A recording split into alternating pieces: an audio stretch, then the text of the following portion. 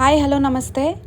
ఇవాళ అయితే ఇంకొక రెసిపీతో వచ్చేసిన టమాటా మునక్కాయ మసాలా లేకుండా ఎట్లా చేసుకోవాలో చూసే ముందు ఛానల్ని సబ్స్క్రైబ్ చేసుకొని సపోర్ట్ చేయండి. వీడియో స్కిప్ చేయకుండా ఎండు వరకు చూసేయండి. సో ఫస్ట్ గ్యాస్ ఆన్ చేసుకొని ఒక గిన్నె పెట్టుకొని 2 టీ స్పూన్ల ఎండు కొబ్బర్లు 2 టీ స్పూన్ల పల్లీలను వేసి లైట్గా ఫ్రై అయిన తర్వాత 1 టీ స్పూన్ నువ్వులను కూడా యాడ్ చేసుకొని లో ఫ్లేమ్లోనే మంచిగా ఫ్రై చేసుకోవాలి. అట్లా ఫ్రై అయిన దాన్ని ఒక గిన్నెలోకి తీసుకొని కంప్లీట్గా చల్లారిన తర్వాత మిక్సీ జార్లోకి తీసుకొని చిన్న నిమ్మకాయ సైజ్ చింతపండు 2 కాజు పలుకులను కూడా తీసుకొని వాటర్ వేసి సన్నగా పేస్ట్ చేసుకోవాలి.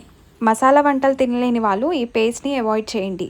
దీని ప్లేస్లో టమాటాలని ఎక్కువగా తీసుకొని కర్రీ చేసుకోవచ్చు. ఇట్లా చేసుకున్న పేస్ట్ని పక్కన పెట్టుకోవాలి. తర్వాత గ్యాస్ ఆన్ చేసుకొని ఒక గిన్నె పెట్టుకొని 2 నుంచి 3 స్పూన్ల వరకు ఆయిల్ని వేసి 1/2 టేబుల్ స్పూన్ జీలకర్ర 1/2 టేబుల్ స్పూన్ ఆవాలు అవి ఫ్రై అయిన తర్వాత సన్నగా తరిగిన ఉల్లిగడ్డని కరివేపాకును కూడా యాడ్ చేసుకొని 2 నిమిషాలు ఫ్రై చేసుకోవాలి.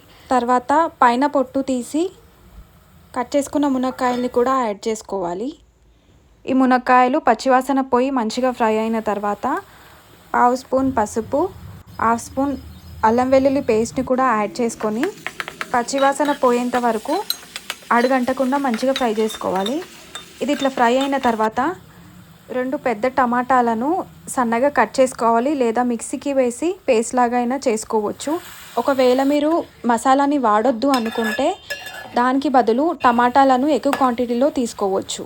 టమాటాలు మెత్తగా ఫ్రై అయిన తర్వాత మీ రుచికి సరిపడా ఉప్పు కారం 1/2 టీ స్పూన్ జీలకర్ర ధనియాల powder 1/2 teaspoon homemade garam masala పౌడర్ని వేసి బాగా కలుపుకోవాలి.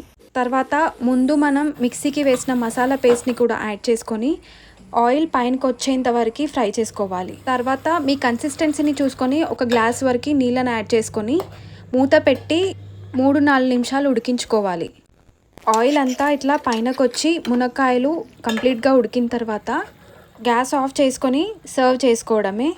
సింపుల్గా టమాటా మునక్కాయ masala curry ready. Thanks for watching. Subscribe అయితే చేసుకోండి.